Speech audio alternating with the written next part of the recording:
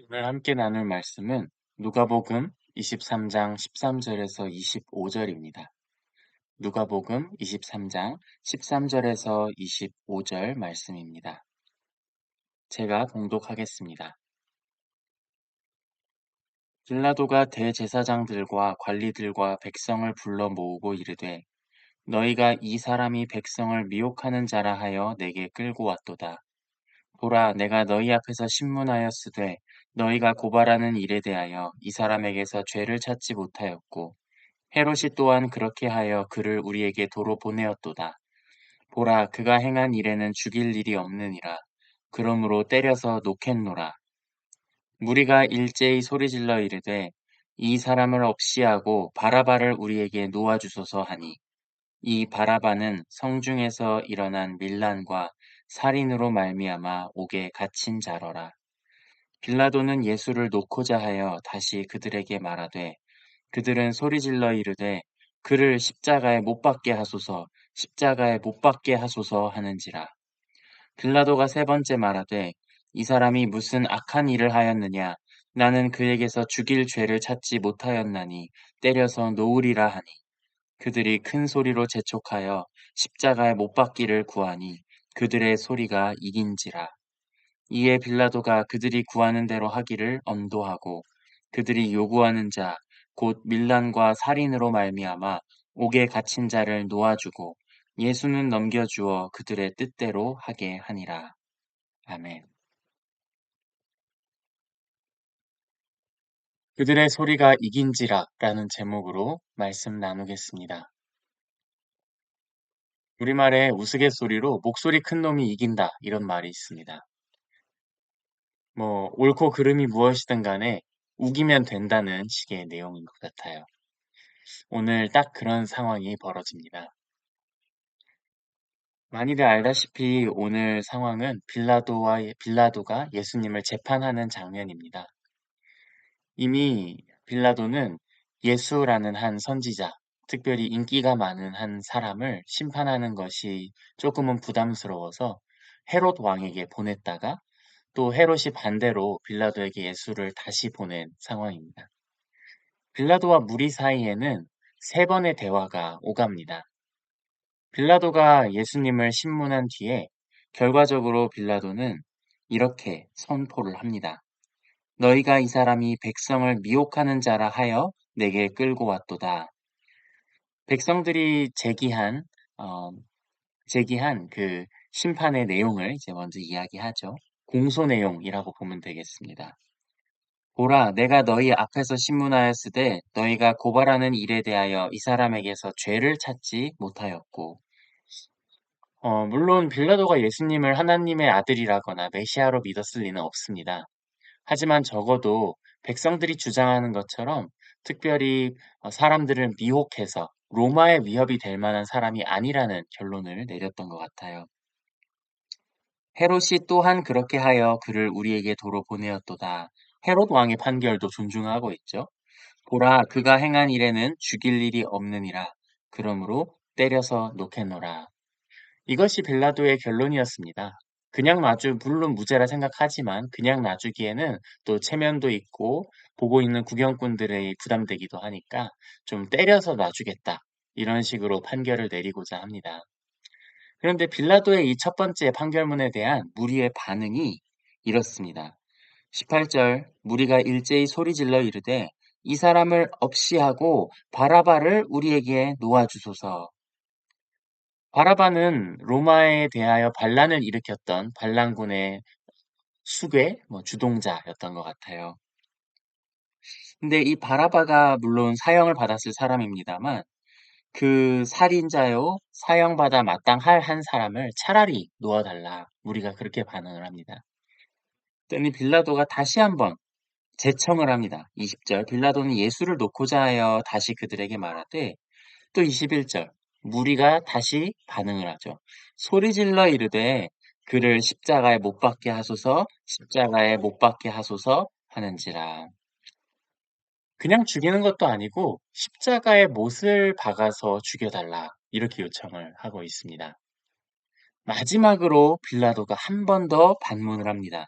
이 사람이 무슨 악한 일을 하였느냐? 나는 그에게서 죽일 죄를 찾지 못하였나니 때려서 놓으리라. 사실 꼴이 웃깁니다. 가장 먼저 예수님을 환영하고 찬양했어야 될 언약 백성인 유대 민족은 예수님을 못 박아 달라고 호소하고 있고, 예수님을 미워하는 게 당연할 만한 로마의 관리인 총독은 예수님을 무죄라고 선고하고 있습니다. 결국 빌라도가 어느 정도 되게 답답함 가운데 역정을 내는 것 같아요. 이 사람이 무슨 악한 일을 하였느냐, 죄가 없는 것 같다. 되게 답답해하면서 말하는 것 같죠?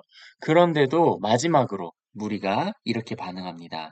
특별히 23절은 앞에서도 무리는 소리 질러 이르되 이렇게 말하지만 23절은 그들이 큰 소리로 재촉하여 십자가에 못 박기를 구하니, 무리의 흥분 상태가 점점 더 과해지는 것 같죠. 그래서 결국 그들의 소리가 이긴지라 성경은 이렇게 기록하고 있습니다. 저는 오늘 말씀을 보면서 소리에 대한 생각이 많이 들었습니다. 소리의 크기. 큰 소리에는 항상 힘이 실려 있기 마련이죠. 설교자도 큰 소리로 말할 때는 무언가 강조하고 싶고 힘을 줘서 말하고 싶은 것이 있을 때 그렇게 하니까요. 오늘 말씀에서 이제 빌라도의 소리 그리고 무리의 소리가 서로 대립합니다. 빌라도의 소리는 권력자로서의 소리입니다. 군 통수권자, 군대의 힘을 가진 자로서의 권위이죠. 로마 제국에서 위임받은 권위이기도 합니다. 한편 무리의 소리는 민중의 여론입니다. 또 이 무리는 단순히 지배자로서가 아니라 사실 총독에 대해서 평가를 하고 경우에 따라서는 총독에 대한 항의를 로마 정부에 로마라는 도시로 가서 그 수도에 가서 왕에게 총독에 대한 항의와 총독에 대한 평가를 전할 가능성이 있는 민중이기도 합니다. 또 한편으로는 반란의 가능성을 가지고 있는 민중이기도 하고, 또 그런 점에서 머릿수, 여러 사람으로서 목소리를 내는 소리이기도 하죠. 지금 오늘 저희가 보는 이 말씀은 소리 대 소리, 힘 대 힘이 부딪히는 현장입니다. 빌라도는 기본적으로 자신이 받은 권력을 가지고 무리를 억누르고 다스려야 하는 동시에 이 무리의 평가와 이 무리의 요구를 어느 정도는 충족해야 하는 입장인 겁니다. 물론 다스리라는 권위를 받았으나 그럼에도 불구하고 이 무리가 불만을 표출하면 이들을 잘 다스리지 못했다는 이유로 경책을 당할 수 있는 입장입니다. 한편 무리는 기본적으로는 약자의 입장이지만 수적으로는 절대 다수를 차지하고 있죠. 게다가 유대 민족이 또 어떤 민족입니까? 성전을 파괴했다는 이유로 반란군을 일으켰던 이력이 있는 민족이죠. 그러니까 종교적인 문제에 대해서 유대인들은 아주 민감하다는 걸 로마 정부도 이미 알고 있습니다. 이렇게 반란의 이력이 있는 종교적인 주제에 대해서 특별히 민감한 민족의 군중으로서 오늘 말씀에서 무리는 총독의 권위를 위협하고 있습니다. 이렇게 소리와 소리가 힘과 힘이 부딪히는 현장에서 세상의 소리는 사실, 그리고 오늘 말씀에서의 이 소리들은 사실 어느 누구도 결정함에 있어서 옳고 그름 그 자체에 관심을 두고 있지 않습니다. 진리에 관심을 두고 있지 않다는 말입니다. 오직 지금 이 대립은 내 이득과 상대의 이득이 겹치는 지점에서 합의점을 찾을 뿐이고, 만약에 둘 다 충족할 수 없다면 그저 힘센 쪽이 이기는 일명 제국의 논리를 가지고 돌아가는 현장입니다. 하지만 오늘 이 소리들 가운데 단 하나도 등장하지 않는 소리가 있죠. 바로 예수님의 소리입니다. 오늘 말씀 바로 앞단락에는 예수님이 이런 모든 소리들에 대해서 어떻게 반응하시는지 그 원리가 나오는데요. 23장 9절을 읽어드리겠습니다. 여러 말로 물으나 아무 말도 대답하지 아니하시니. 사실 이 구절을 둘러싼 8절과 10절에도 소리가 나옵니다. 8절에 헤롯은 예수를 보고 기뻐하니 그의 소문을 들었으므로 보고자 한 지 오래였고 또한 무엇이나 이적 행하심을 볼까 바랐던 연고라. 헤롯의 소리는 어떤 소리입니까? 헤롯이 예수님에게 계속 말을 걸 때 그 소리는 호기심과 궁금증과 마치 서커스의 원숭이를 보는 것 같은 소리입니다. 예수님은 대꾸하지 않으셨습니다. 10절을 보니 제제사장들과 서기관들이 서서 힘써 고발하더라. 이들은 예수님을 공격하고 예수님을 어떻게든 깎아내리고 어거지로 제목을 씌워서 죽이고자 하는 소리이죠. 예수님은 변명하지 않으십니다. 우리는 하나님께서 어떤 소리로 말씀하시는지 익히 들어 알고 있습니다. 하나님은 세미한 소리로 말씀하시는 분이시죠. 열왕기상 19장에는 엘리야가 그 앞에서 바알의 선지자들 600명을 이겨놓고도 기억하십니까? 제단에 물을 붓고 3번을 붓고 나서도 하늘에서 불이 내려서 재물을 불살라버리는 그 기적. 그렇게 함으로써 바알과 아세라의 선지자들 600명을 주변에 있던 백성들이 함께 나서서 죽일 정도로 어마어마한 이적을 행했는데 그런 승리를 거두어 두고도 이세벨의 호통에 겁을 먹었습니다. 엘리야가 겁을 먹고 숨어 있을 때 숨어있는 엘리야에게 하나님께서 보여주신 환상이 이것이었어요. 19장 11절과 12절 제가 한번 읽어드릴게요.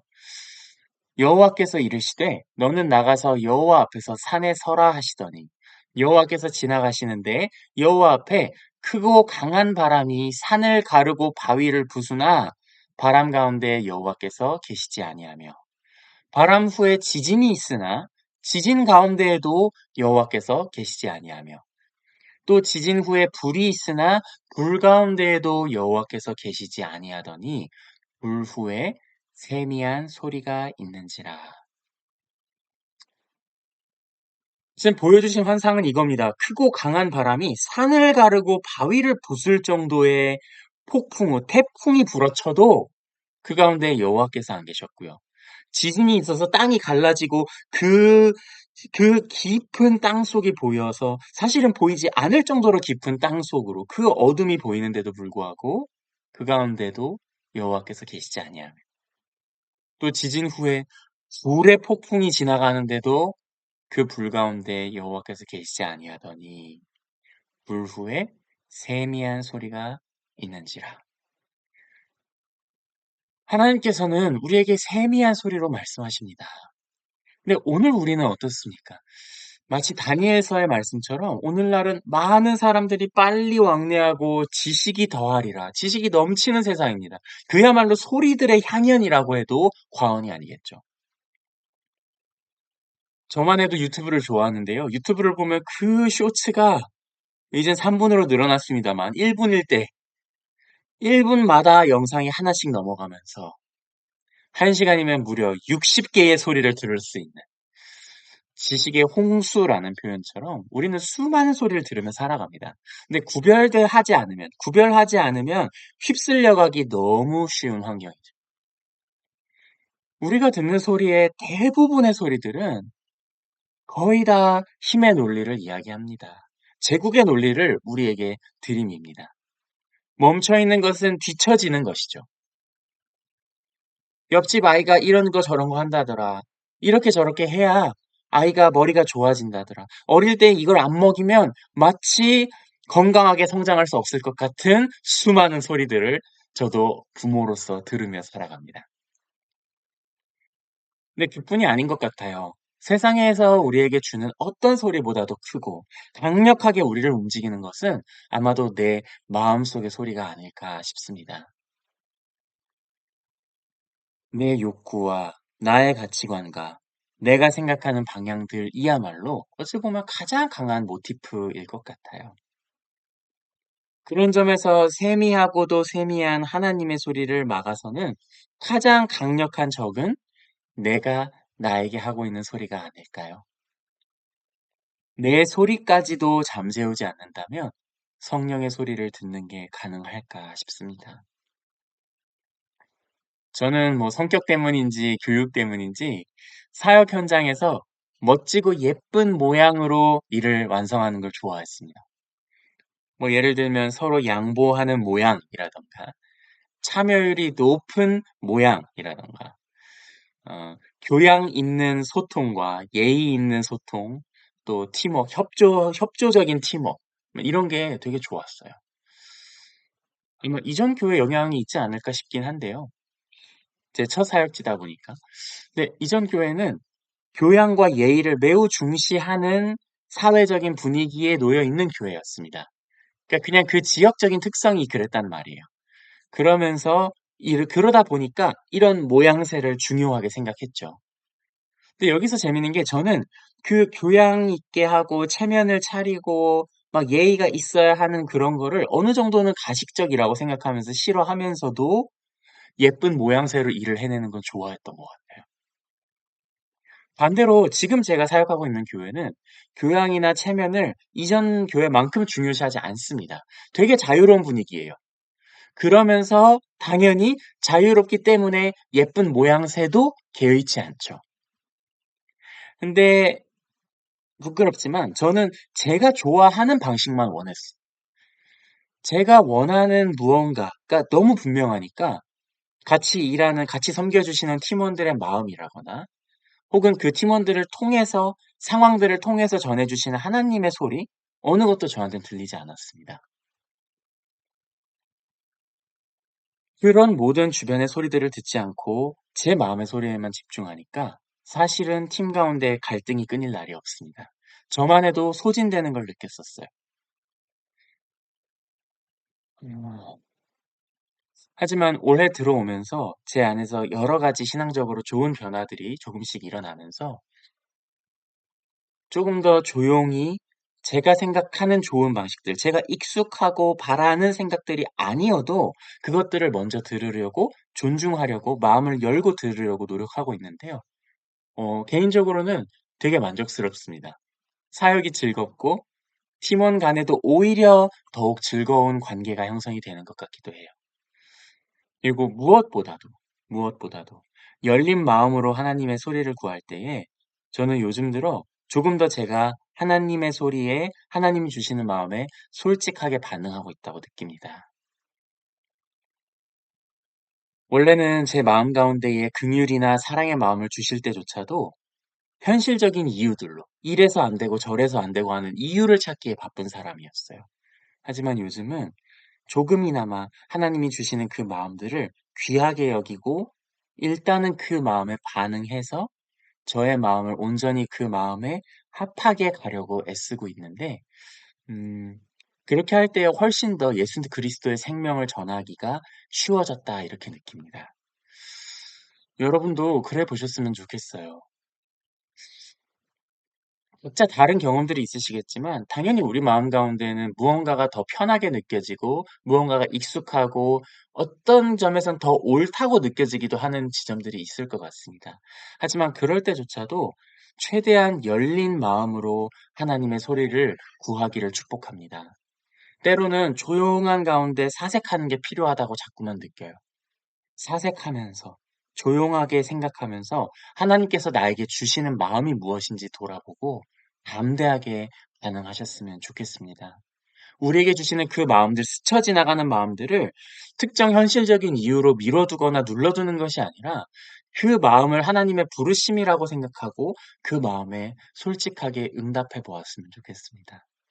우리가 그렇게 할 때에 참으로 오늘 본 말씀에서처럼 누가 더 힘이 세냐를 가지고 부딪혀서 그 가운데 승자와 패자가 갈리는 그런 식의 논리가 아니라 진짜 진리가 무엇인지 하나님이 마음 두시고 하나님의 시선이 향하는 곳 하나님께서 어떤 상황을 보고 슬퍼하고 계실지를 생각하면서 우리의 마음과 우리의 삶 또한 그 길을 하나님의 뜻대로 따라갈 수 있는 그런 역사가 그런 은혜가 우리 가운데 충만하게 일어날 줄로 믿습니다.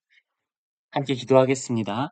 하나님 아버지, 오늘 저희들 누가복음에서 예수님이 빌라도에게 재판받는 현장의 모습을 봅니다.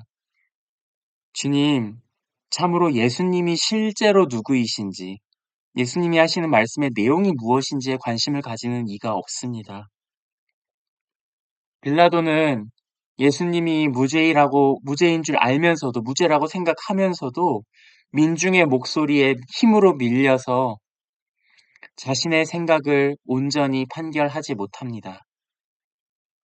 또 민중들은 오로지 자신의 머릿수와 또 민족적인 특성을 가지고 예수님을 죽이려고 들기에 바쁩니다. 주님, 오늘을 살아가는 우리가 이런 힘의 논리에 휘둘리지 않게 하옵소서. 다른 세상의 어떤 소리보다도 더 강력한 우리 자신 안에 있는 마음의 소리에까지도 휘둘리지 않게 하옵소서. 나의 욕심과 욕구와 경험들에 갇혀서 내 마음이 외치는 그 소리가 하나님의 세미한 음성을 가리지 않게 하옵소서. 주님, 참으로 주님께서 주시는 그 마음들에, 주님께서 들려주시는 그 음성들에 솔직하고 담대하게 반응하기 원합니다. 주님께서 우리 각자에게 주시는 각자만의 다양한 음성과 마음들이 저희가 그 음성을 기꺼이 듣고 따름으로 세상 가운데 각자의 다양한 현장에서 다양한 빛으로 예수 그리스도를 드러내게 하옵소서. 그렇게 함으로 결국 온 세상이 하나님을 보고 하나님을 찬양하는 영광스러운 날이 우리를 통하여 이루어지게 하옵소서. 감사드리며 우리 주 예수 그리스도의 이름으로 기도합니다. 아멘.